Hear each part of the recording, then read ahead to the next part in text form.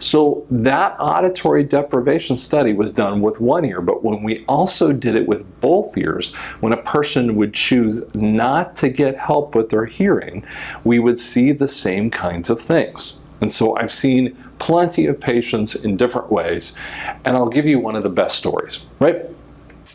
So a friend of mine had done a hearing evaluation on this patient in 1998, and he was 84% understanding of quiet words. So in a quiet circumstance in the sound booth, we would test his ability to understand the words. So 84%, he needed hearing aids, he got hearing aids on both sides. So this friend of mine sent him over to me because I'm an audiologist and he was a dispenser, and he said, I don't know what to do with them. So in 2004, he comes in and his right ear still had 84% understanding. The hearing was the same, but the left ear was dropped off. His left ear was at 40%.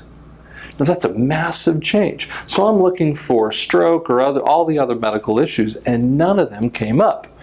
Until I asked him a little question. I said, did you stop wearing your left hearing aid? He goes, yeah, how'd you know? Well, it was pretty clear. A couple weeks after he got them in 1998, he stopped wearing his left one. And I said, why'd you do that? He goes, well, I just thought I'd rather not wear the left one. So now his understanding was 84% and 40% over here. What happens, even if he would put a hearing aid in that ear, his brain wouldn't recognize it. It would sound like garbly-gook. And so it wouldn't make any sense for him. And so I said, you might as well just put that in your pocket because you're never really going to understand out of that ear. He kind of walks away a little bit mad. And what's even funnier is he brings in his son, who's a lawyer, sits in one of my tall chairs, and he's looking over at me. He goes, we're going to sue you. For what? Well, you damaged my dad's ear. And I said, wait a second. To the dad, did you tell your son everything about this circumstance? And I explained the whole thing, and the son just kind of slumped his shoulders and said, oh, Dad, why did you tell me everything? And I said, listen, this is what we can do, this is what we can't. I mean, your hearing aid is okay on the right side. There's nothing that's ever going to help you in your left ear. It is what it is. So he walks away, but in 2006, he shows up back in my door. I test his hearing. His hearing's a little bit worse, but now in the right ear, he's 56%. In the left ear, he's 32% understanding. And I said, wait a second, what'd you do again? Well, I stopped wearing both of them. Why'd you do that? I don't know. So I said to him, listen, I know your expectation, as he's told me, your expectation is that you want to hear 84% of the words or more. So there's no way that we can ever do that.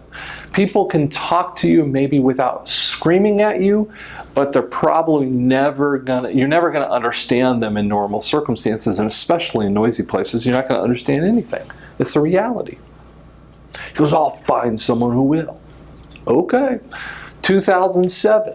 He comes back in. He says, I tried hearing aids at 2 different places. I returned them.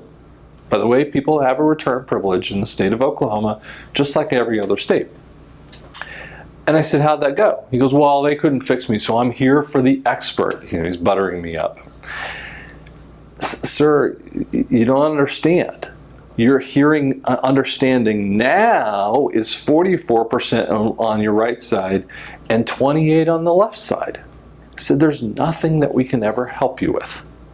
In 2008, he calls me back. He talks to my front office person, who's a pretty loud voice, and he can't get a word in with her. He talks to my outside marketing person, who could scream pretty loud on the phone. She couldn't talk to him at all. I'm screaming bloody murder, trying to communicate with him. I finally wrote him a letter. I said, remember, there's nothing I can do for you.